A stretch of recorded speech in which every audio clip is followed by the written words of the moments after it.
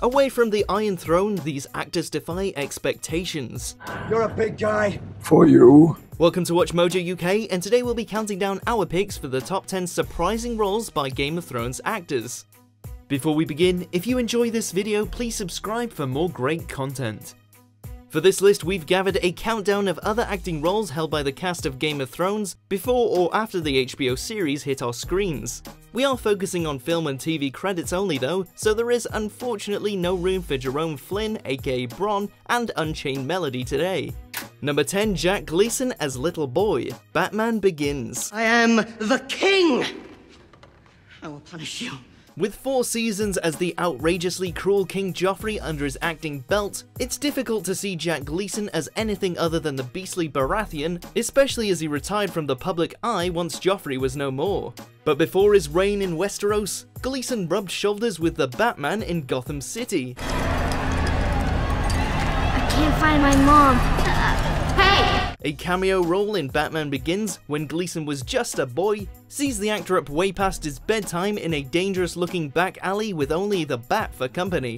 The transformation from cute kid to heartless villain is really rather frightening. Number 9, Lena Headey as Kaisa Hela, Aberdeen. Queen is telling you the leftovers will feed the dogs. Or you will. As Cersei Lannister, Joffrey's power-hungry and similarly sinister mum, Lena Headey plays a master manipulator who'll do anything necessary to rule the Seven Kingdoms.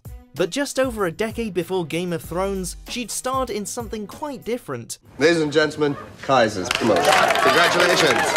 You're really part of the family now. A Norwegian-British drama, Aberdeen sees Headey and Stellan Skarsgård, who plays her estranged father, road trip to visit her dying mother played by Charlotte Rampling.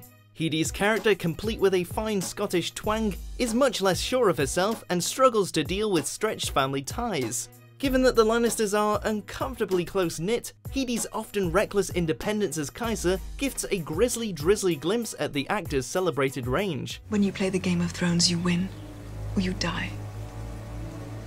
There is no middle ground. Number 8, Kit Harington as Charles Poole, 7 Days in Hell. No one's going to hang you, you've done nothing wrong. I've done plenty wrong. From Lord of Winterfell to King of the North, we're used to seeing Kit Harington wield a sword. But next, the tennis racket is his weapon of choice. Yeah, indubitably, yeah.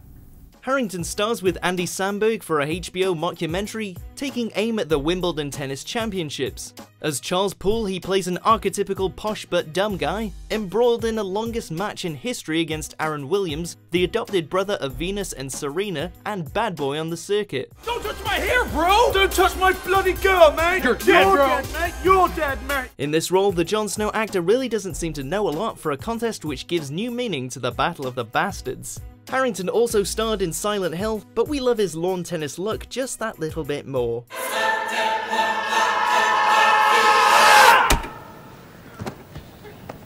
Number 7, Iain Glen as Manfred Powell, Lara Croft Tomb Raider. You know I would die for you. I will never abandon you. Throughout the Thrones series, Iain Glen is rarely seen without Daenerys Targaryen. True, he's exiled once or twice, but even then he stops at nothing to serve his queen. Get him out of my sight. Khaleesi, please. But starring in 2001's Tomb Raider adaptation as the relic-hoarding, double-crossing bad guy Manfred Powell, his honor and loyalty goes out the proverbial window. I sit here,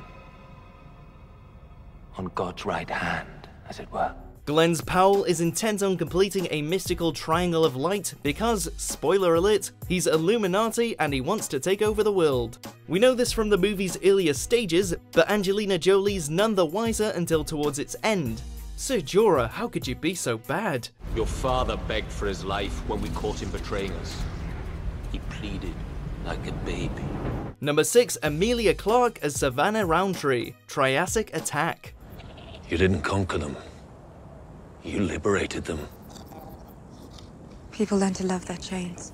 The Mother of Dragons is one of the most commanding characters across all of George R.R. Martin's saga, but Emilia Clarke's roles haven't always overflowed with authority. She plays Savannah Roundtree in the TV movie Triassic Attack, which lumbered onto the Sci-Fi Channel in 2010. The film sees 3 dinosaur fossils, none of which date to the Triassic Age, magically brought to life to wreak havoc in the neighbourhood. Clarke's Savannah does her best to scream the skeletons into submission, but the resurrected bones routinely win out. If you told us one day that Clarke would cozy up with 3 fire-breathing mythological beasts, we'd never have believed you. Dracarys.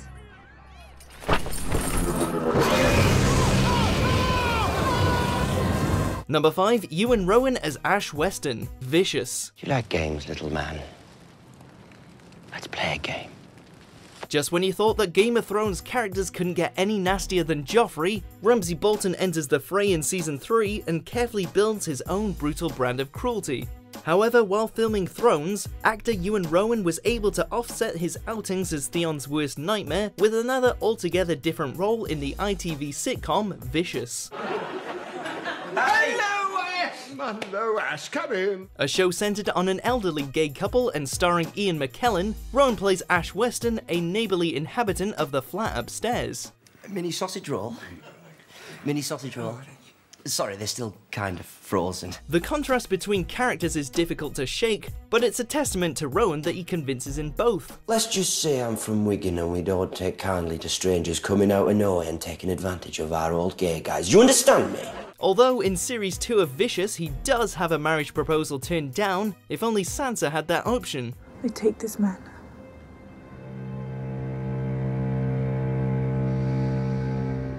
Number 4, Peter Dinklage as Maurice, Tiptoes. I saved you. I saved this city.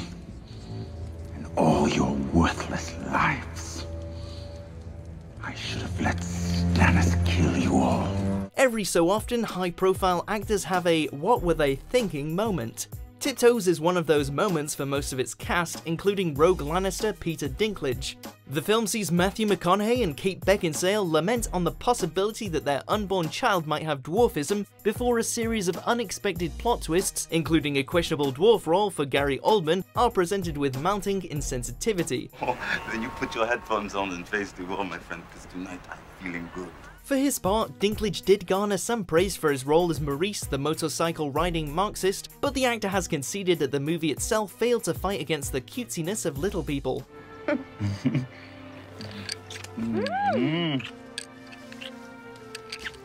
You'll also spot Tyrion L in Elf, but even that's not as ridiculous as this. Call me Elf one more time. Number 3, Rory McCann as Michael Armstrong, Hot Fuzz. Fuck the king. Known as the Hound throughout Game of Thrones, Rory McCann seems a natural fit for burly and imposing roles. It may come as some surprise to see him listed alongside the likes of Simon Pegg and Nick Frost on the cast list for Hot Fuzz, but even in an Edgar Wright comedy, he carries an intimidating streak. Is this what you really want? Yarr. McCann plays Michael Armstrong, aka Lurch, a crony at the supermarket and enforcer for the not-so-well-intentioned Neighborhood Watch Alliance. McCann's physical appearance also drives the narrative for some other early work, this time in TV ads. The Hound used to be the face of Scott's Porridge Oats, so now we know why he's got so big and strong. There's oats and there's oats. There was only one Scott's Porridge Oats. Number 2, Sean Bean as Tracy Tremarco, Accused. Ned, 10 is too young to see such things. He won't be a boy forever. If you had Sean Bean typecast as the valiant hero who usually meets a tragic end, and let's face it, a lot of us did, then today's runner-up will smash that stereotype.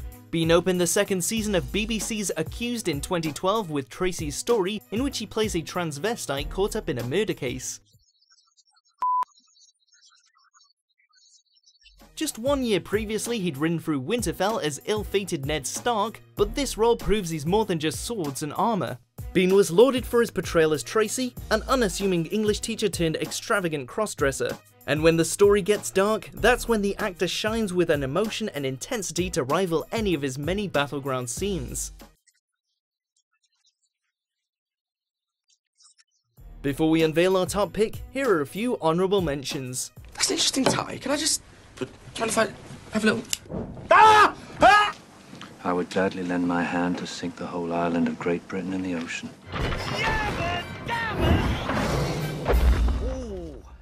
Number 1, Charles Dance as David Carlton, Ali G in the house. They have my son! Depending on whose side you're on, Tywin Lannister is one of the most respected, feared, distinguished, or despicable characters in all the Seven Kingdoms. He's also the richest man around, but how the mighty can fall. Tyrion, put down the crossbow. Place Charles Dance's Thrones persona alongside an early 2000s role as the villain in Ali G and the House, and the contrast is comedy gold. You know, you really are unbelievably stupid. Dance is well known for not taking himself too seriously, despite being one of the most respected actors in the game, but he throws everyone off guard as David Charlton, a manipulative politician with his eyes on number 10. His fiendish plans fail though, and by the movie's end he's shaking his ass in a leopard print boob tube. What better way to finish? Dance for me, bitch.